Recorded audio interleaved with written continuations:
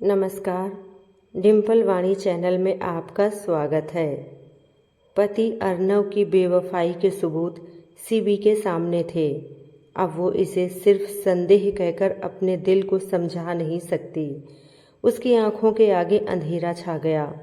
दर्द ऐसा पिघला कि आंखों की व्यथा सुनने को तैयार ही नहीं था कि वे रो रोकर थक गई हैं। पर उसे समझना पड़ा कि बच्चे स्कूल से आने वाले हैं, इसलिए उसे कैसे भी करके खुद को समेटना होगा। जो व्यथा उसने झेली थी उसकी आंच भी वो बच्चों तक नहीं पहुंचने देना चाहती है।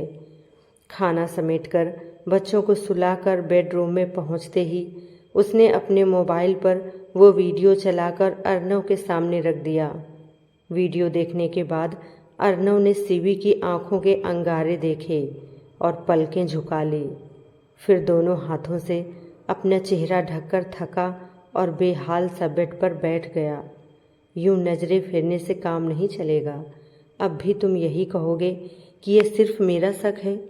सिवी अपनी आवाज़ का वॉल्यूम भरसक धीमे रखने की कोशिश करते हुए लेकिन गुर्रा कर बोली, मैं सिर्फ इतना कहना चाहूँगा कि यकीन मानो हमारा रिश्ता इससे आगे नहीं बढ़ा है और जो कुछ इस वीडियो में दिख रहा है वो केवल एक कमज़ोर पल था।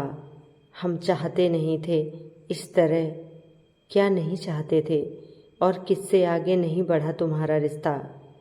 सीवी में पूरी बात सुनने का सब्र नहीं था। मेरी पूरी बात तो सुनो। अर्नव का स्वर दयनीय हो गया। तुम उम्मीद कैसे कर सकते हो कि इस तरह का वीडियो देखने के बाद भी? सीवी की पलकें फिर बरस चली और आवाज़ पनीली होकर उसका साथ छोड़ गई। अर्नव ने उसे बाहों में भरना चाहा तो वो छिटक गई, पर उसकी आवाज़ रुंध जाने के कारण अर्नव को बात करने का मौका मिल गया। यकीन करो सिवी, हमारे बीच सिर्फ इमोशनल इन्वॉल्वमेंट, मतलब तुम सिर्फ प्यार करने लगे हो, यही ना? तुम कैसे ये बात इतने नॉर्मल ढंग से कह पाए कि सिर्फ और कमज़ोर पल? आज एक कमज़ोर पल में तुम उसे यूं बाहों में भरकर उसकी पीठ सहला सकते हो, उसके गाल हाथों में लेकर उसके आंसू पोंछ सकते हो, उसके माथे पर चुम्बन दे सकते हो। वो तुम्हारे सीने पर सिर रखकर रो सकती है, और वो भी 10 मिनट। तो क्या गारंटी है कि कल को ये कमज़ोर लम्हे इसके आगे नहीं बढ़ेंगे? सीवी के इस वाक्य से अर्नव के चेहरे के भाव बदल गए। हमने पहले ही ये डिसाइड, मैं वादा करता हूँ कि नहीं अर्नव, मुझ तक वीडियो पहुँचने के बाद तुमने माना कि इंटीमेसी है।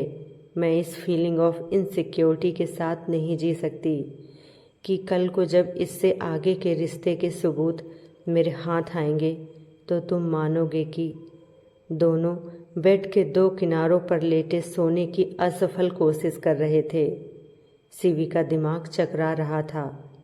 उसने कह तो दिया कि वो फीलिंग ऑफ इनसिक्योरिटी में नहीं जीना चाहती, पर वो करेगी क्या? तलाक? शादी के इतने सालों में अर्नव से पाया प्यार, उसकी देखभाल, वो खूबसूरत लम्हे जो उन्होंने साथ जिए, क्या वो सच में इन सब का अंत चाहती है? क्या वो अर्नव के प्यार को भूल सकती है? पर क्या ये सब जानने के बाद उनमें सब कुछ पहले जैसा हो पाएगा? फिर अचानक उसके जहन में उसका बचपन फिल्म की तरह चलने लगा। उसके प्यारे पापा, वो पापा की उंगली हाथ में आने पर दुनिया में कहीं भी जा सकने का भरोसा, वो पापा के अपनी साइकिल के पीछे दौड़ने पर साइकिल से गिरकर चोट लगने की सारी संभावनाएं खत्म हो जाने का भरोसा, और अचानक ये पता चलने पर कि पापा से मम्मी तलाक ले रही हैं क्योंकि पापा को किसी और से प्यार, और भरोसे के उस शीश महल का टूट जाना, भरोसा टूटने से उसके वजूद का टूट जाना। नहीं, जो टूटन उसने झेली है वो अपने बच्चों को नहीं दे सकती। सारी रात बचपन उसकी आंखों में फिल्म की तरह चलता रहा। हर कुछ देर पर आज की लड़ाई के पल उस फिल्म में ओवरलैप करते दृश्यों की तरह गुथ जाते। मम्मी का पापा से झगड़ना, पापा का बच्चों की दुहाई देना, मम्मी के आंसू, पापा का उन्हें संभालने की कोशिश, मम्मी का उन्हें झिटकते रहना, फिर एक दिन पापा का उसे गले लगाकर बेतरह रोना, मैं मिलने आता रहूँगा। अदालत ने 1 महीने में 1 बार तुम्हें पूरे दिन के लिए अपने साथ रखने की परमिशन दी है। और उसका पापा पर गुस्सा फूट पड़ना, वो ऐसे उसे छोड़कर कैसे जा सकते हैं। उसका मम्मी की तरह पापा को झिटक देना, पापा का तड़प कर मम्मी से कहना, मुहर लगने से पहले 7 दिन का समय दिया है अदालत ने, अभी भी सोच लो। मैं वादा करता हूँ कि और मम्मी का उसका हाथ पकड़कर पापा से ज़बरदस्ती छुड़ाकर आज अर्नव का चेहरा पापा के चेहरे के साथ आ गुथा। मैं वादा करता हूँ कि अगर मम्मी ने पापा को एक मौका दिया होता तो दूसरे दिन सीवी का शरीर मशीन की तरह ऑफिस की कैब में बैठ गया। हाथ मशीन की तरह मोबाइल हाथ में लिए काम की लिस्ट चेक करने लगे। फिर उंगलियों ने खुद ब खुद तुहिना उसकी सबसे प्रिय सहेली का नंबर डायल कर दिया। पर आज वो भी बहुत खोई खोई सी लगी। शाम को दोनों का अपने फेवरेट कैफ़े में मिलना तय हो गया। शाम को उसका चेहरा और आवाज़ बिल्कुल बदल चुके थे। वो बहुत उत्साहित लग रही थी। सीवी को ज़्यादा नहीं पूछना पड़ा, वो खुद ही खुलती गई। पता है सीवी, सुबह मैं बहुत मायूस क्यों थी। मुझे लग रहा था कि मुझे प्यार हो गया है। वो मेरा सबसे अच्छा दोस्त सलब है ना, उसी के लिए दिल में कुछ ऐसी भावनाएं पनपी। फिर इत्तेफाक से हमें एकांत मिल गया और कुछ लम्हे उसके बाद मेरे मन में मत पूछ कि कितना गिल्ट भर गया। आखिर हम दोनों शादीशुदा हैं। आई मीन कोई ऐसा वैसा काम नहीं किया हमने जैसा शायद तू सोचने लगी है। बोलते बोलते सीवी के चेहरे पर कठोर भाव देखकर तुहिना ने ठिठक कर बात की दिशा बदली। फिर दिन भर में ऐसा क्या हुआ कि तेरी सारी मायूसी, सारा गिल्ट हवा हो गया? सीवी का सब्र जवाब दे रहा था। मेरी एक कजिन काउंसलर है, वो अक्सर कहती रहती थी कि हमारे देश में लोगों को अवेयरनेस नहीं है मन की छोटी छोटी गुत्थियों के लिए काउंसलर के पास जाने की।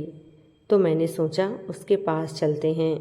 सच कहती हूँ, उसके पास जाकर बातों ही बातों में ऐसी क्या बातें हो गईं कि एक पहर में तेरा गिल्ट ही भाग गया।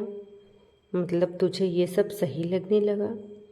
सीवी को अब तुहिना और उसकी काउंसलर पर गुस्सा आने लगा। अरे नहीं, पर सही और स्वाभाविक में फ़र्क है। देख, शेरो शायरी में कहा जाता रहा है ना कि इश्क एक रोग है और ये किसी को भी हो सकता है। तो रोग का इलाज किया जाता है, उसके लिए गिल्ट नहीं पाला जाता। अब देख, हमें अगर सेम जेंडर के दोस्त से, किसी बच्चे से, अपने रिश्तों से बहुत ज़्यादा लगाव हो तो हम कितने फ़ख्र से कहते हैं कि हमें उससे बहुत प्यार है। फिर अपोजिट जेंडर के साथ इस लगाव को क्यों? क्योंकि उसमें रिश्ते के आगे बढ़ने की, फिजिकल होने की, अपने जीवन साथी से विरक्त हो जाने की संभावनाएं होती हैं। सीवी के गाल तपने लगे और आवाज़ चीखने जैसी हो गई। पर तुहिना का ध्यान उसके लहजे पर नहीं था। वो अपनी धुन में भूले जा रही थी। उन्हीं संभावनाओं से बचने का इलाज तो बताया उसने। तुहिना बोलती गई और सीवी के चेहरे के भाव बदलते गए। उसमें एक नई आशा जागने लगी। मैं बच्चों की खातिर नहीं, सच कहूँ तो जो प्यार इतने सालों में तुमने मुझे दिया है उसकी खातिर भी तुम्हें एक मौका देना चाहती हूँ। अर्नव का चेहरा खिल उठा। मैं वादा करता हूँ कि उससे कभी नहीं, मैं तुमसे कुछ और चाहती हूँ। मैं चाहती हूँ कि तुम उसे उसके पति और बच्चों के साथ डिनर पर घर बुलाओ। अर्नव अचकचा गया। उसने अपनी आश्चर्य और संदेह भरी निगाहें सीवी पर टिका दी। सीवी को हंसी आ गई। वो शेर सुना है ना, जुल्मे उल्फत की हमें लोग सजा देते हैं, कितने मासूम हैं सोलों को हवा देते हैं। अर्नव की हैरानी बढ़ती जा रही थी कि आखिर सीवी चाहती क्या है।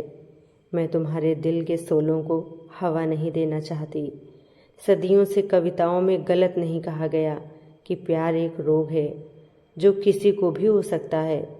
नई बात यह है कि मुझे विश्वास हुआ है कि सही वक्त पर पता चलने पर इसे ठीक किया जा सकता है। मैं इस रोग की रिकवरी में तुम्हारी मदद करना चाहती हूँ। मैं उससे न मिलने का नहीं, सिर्फ परिवार की उपस्थिति में मिलने का वादा चाहती हूँ। मैं तुम्हारे दिल को वो माहौल देना चाहती हूँ जिसमें उसे यकीन दिलाया जा सके कि जो इमोशनल इन्वॉल्वमेंट तुम्हारे और उसके बीच पनप गया है वो स्त्री पुरुष का प्रेम नहीं है, और इसके लिए तुम्हें उसके प्रति सहज रहना और मेरे साथ अपने रिश्ते को मजबूत करने की कोशिश करना पड़ेगा। कर सकोगे? सीवी ने अर्नव की आंखों में सीधे झांका तो उसने भावुक होकर सीवी को अपनी बाहों में भर लिया। आज तुम मेरी नज़रों में बहुत ऊंची उठ गई हो। तुम जो कहोगी मैं करूँगा। यकीन मानो, मैं तुमसे बहुत प्यार करता हूँ और वो कभी कम नहीं होगा। कहानी आपको कैसी लगी कमेंट करके ज़रूर बताएं। चैनल को सब्सक्राइब करें, वीडियो को लाइक और शेयर करें। धन्यवाद।